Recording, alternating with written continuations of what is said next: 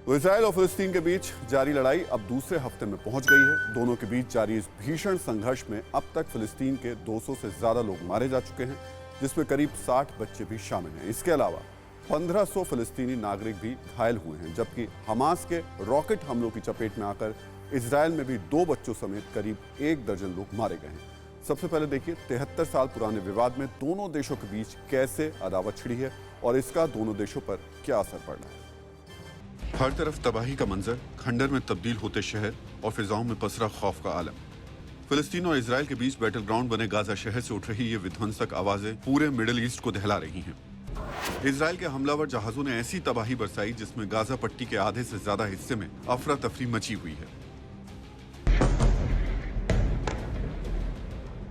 इस जंग की शुरुआत तो इजराइल और हमास के बीच हुई, लेकिन अब फिलिस्तीन के लड़ाके भी रणभूमि में उतर आए हैं, जिसके बाद दोनों देशों के बीच गाजा के लिए जारी दशकों की जंग निर्णायक मोड़ पर पहुंच गई है। हमास के रॉकेट हमले के बाद इजरायली स्ट्राइक और मिसाइल अटैक से गाजा पट्टी का इलाका थर्रा रहा है।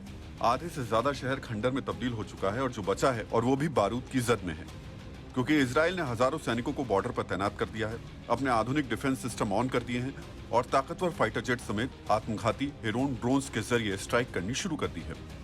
फिलिस्तीन और इजराइल के बीच ये जंग ऐसे वक्त में हुई है जब गाजा शहर में कोरोना वायरस का कहर अपने चरम पर है और इसके चलते काफी संख्या में मौतें भी हो रही हैं। कोरोना काल में अदावत की इस जंग का असर ऐसा हुआ कि गाजा पट्टी में मौजूद इकलौते कोरोना टेस्टिंग लैब को भी नुकसान पहुंचा है। इजराइल से की गई एयर स्ट्राइक के बाद इस लैब में काम बंद हो गया है। यही नहीं, गाजा पट्टी में तैनात स्वास्थ्य विभाग के कई अधिकारी भी जख्मी हुए हैं और उनकी हालत गंभीर बताई जा रही है। इसके चलते कोरोना वायरस के खिलाफ चल रही फिलिस्तीन की जंग कमजोर पड़ गई है।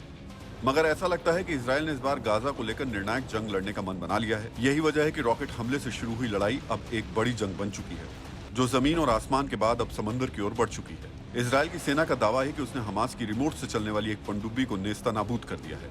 इजरायली सेना के मुताबिक हमास ने रिमोट से चलने वाली पनडुब्बी से समुद्र के रास्ते हमला किया था, जिसके निशाने पर इजराइल के 9 सैनिक जहाज थे, लेकिन उसे वक्त रहते तबाह कर दिया गया। इजराइल का दावा है कि उनकी इस कार्रवाई में हमास गुट के कई मेंबर भी मारे गए हैं। अब देखना यह होगा कि इजराइल पर हजारों रॉकेट हमले कर उसे उकसाने वाला हमास समंदर में हुई इस कार्रवाई के बाद क्या कदम उठाता है।